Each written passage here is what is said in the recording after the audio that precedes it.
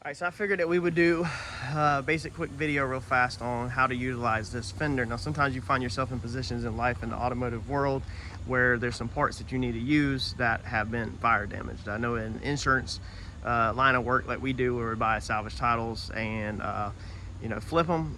Sometimes some of these parts can get really expensive. That was the case with this. This fender was off of a previous F-250 that I bought for parts, and I used a handful of stuff that was fire damaged, including the hood. The hoods at that time were like over $600, and I wasn't trying to pay that, so I reused a hood that was fire damaged, straightened it all out with body filler, and painted it. Pretty cool effect. I actually still have the hood out back that I acquired back after I sold the truck. But we're gonna reuse this fender. We're gonna sand this thing down, prep it, and we're gonna use this for our new project to save me a little bit of money. So let's just quickly go over what we're gonna do, and y'all follow along. Let's roll. So all of this paint right here in this area, you can see the cracks, okay? So you can see right there, that's where the heat stops pretty much. So all this paint this way is gonna be fine. We don't need to remove it. We don't need to strip it down to metal.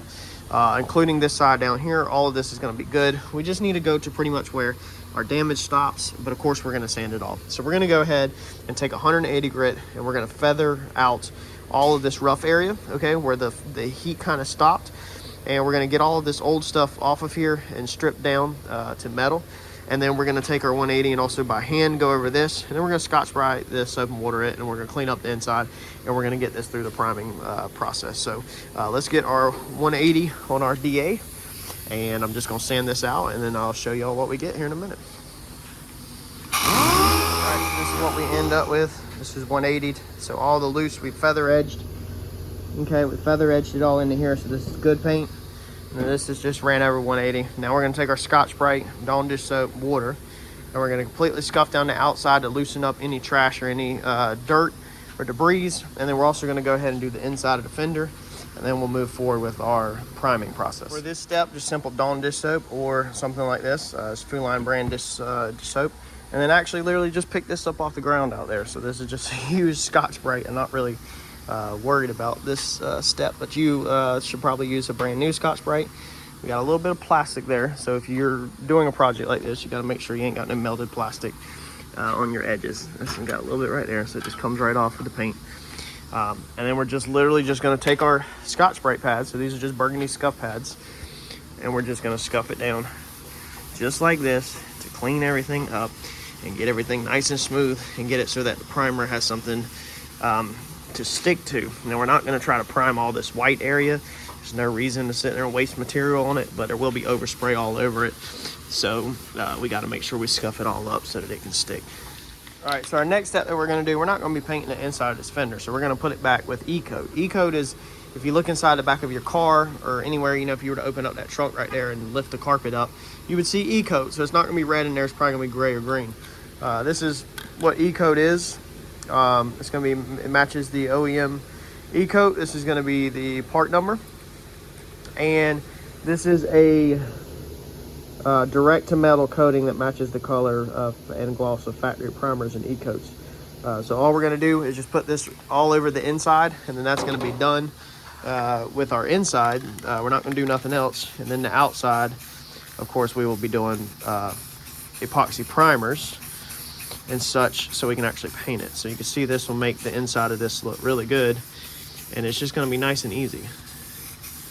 And that way this will help protect it from the weather. Now if you want to go a step farther and get crazy, then you can do a rust treatment, such as, let's see here, like a product like this. If you wanted to cure the surface rust, some people like to get carried away. I don't want to.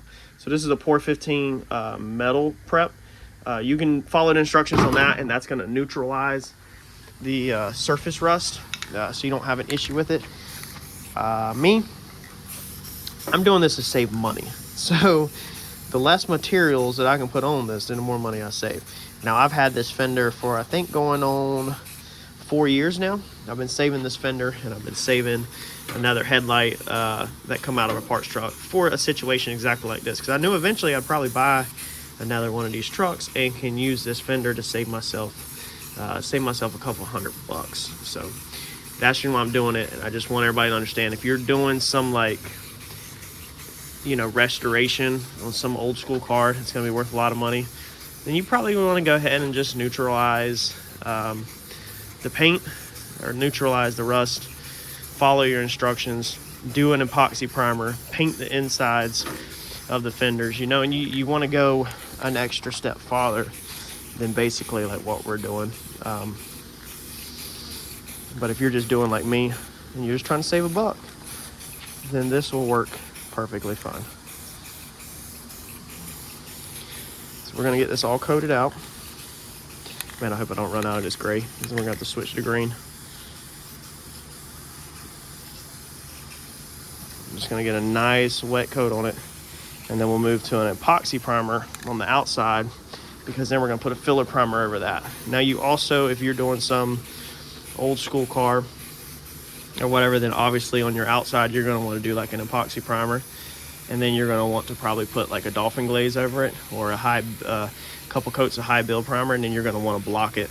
We're just going to go straight with some high build and block it out, and I think we'll be perfectly fine for the outcome that we're looking for on this project. We're not looking to long block a freaking burnt fender for this, but if you have some car that's hard to find parts for, then you might want to go an extra mile.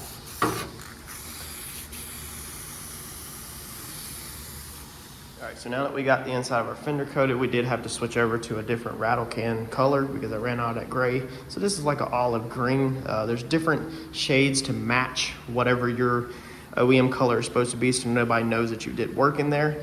But obviously I don't care about this. So we're gonna flip this thing on this stand, and then we're gonna move forward with our primer on the outside. So we've got our part flipped over, and we're gonna move on to some quick etching primer to the outside. So this is gonna be our etching primer. Now they used to sell actual just etching primer, but now they have kind of mixed everything together. You can see this is made for priming steel, aluminum, fiberglass, and plastics. So it's kind of an all-around product by them. Here's the part number. You could do this project right here with a 2K epoxy. If it's some classic car that the part is hard to find, I would highly encourage you to use a 2K two-part etching or epoxy primer with a hardener in it, followed with a high build 2K primer. But being that's not the name of the game for me on this one, we just need to get something to help our high build primer stick, because this is more of an etching primer. I know it says high build primer right here, but this is more of an etching primer. This is not going to build but so high. So we're just going to get a decent coat over this with this is our etching primer. And then we're going to come back and we're going to go mix up in the gun a 2 parts high build primer. The high build primer is what we're going to sand on. That's going to build high, obviously from the name. So that's what we're going to sand and get everything nice and slick with. Whereas this, we're using this just to be able to stick the high build primer to the metal. So if we were just to go over this with the high build 2K primer, the primer would not stick to the metal, because the high build I use is not designed to stick to the metal. Now you can get a DTM-like type primer, which is direct to metal primer. That's also a high build, but I was using that. I recently switched back. I don't like it.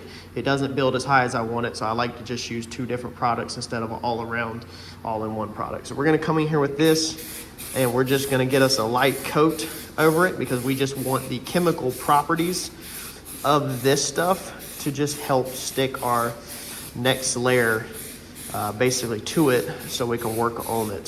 So that's all you're doing.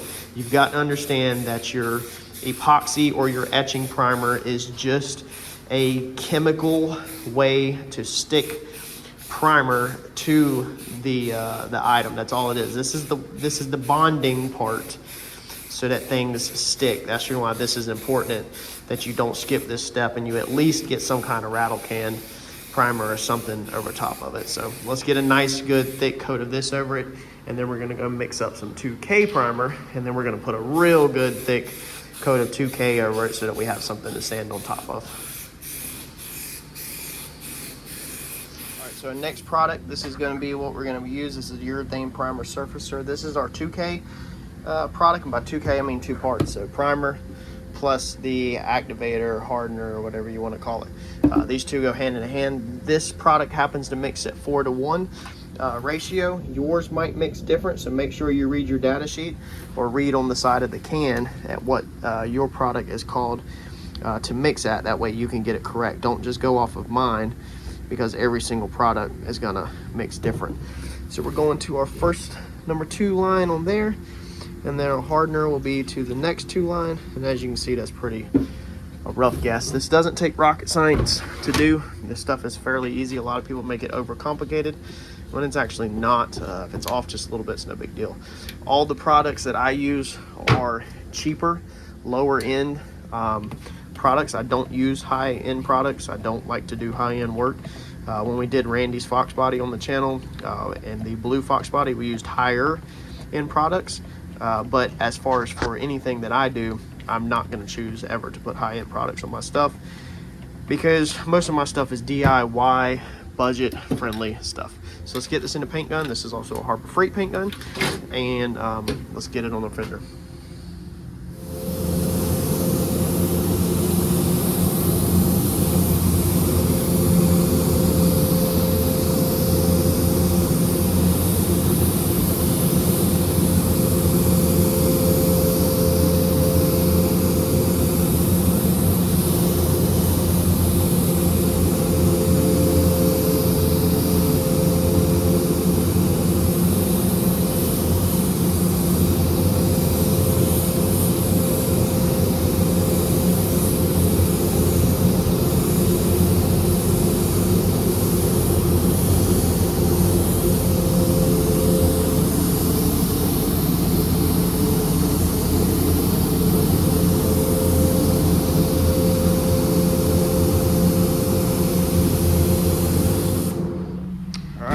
There's our fender. We went ahead and brought primer all the way out to the end.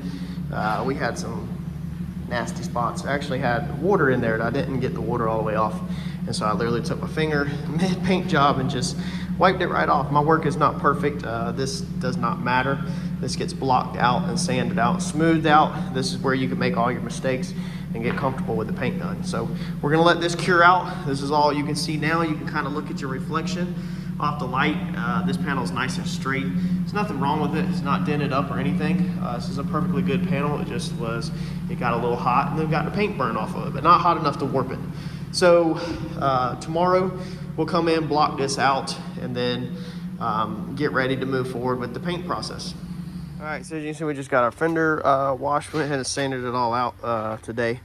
Let it dry over the weekend, and we didn't sand in here. You can see where all the guide coat is still there. So we sprayed it and we just Scotch sprayed it. So that's the reason why some areas are gone. But you see, this is an OEM Ford fender. Not aftermarket, so it's pretty cool to be able to take an OEM part and put it back into service versus having to replace it with a Changyang fender, which I have no problem with, but I already had this fender. So our E-coat is still on the inside. So all of that is E-coated now. Our outside's primered. So this fender is now ready to move into paint and to get painted and get this thing put on the truck.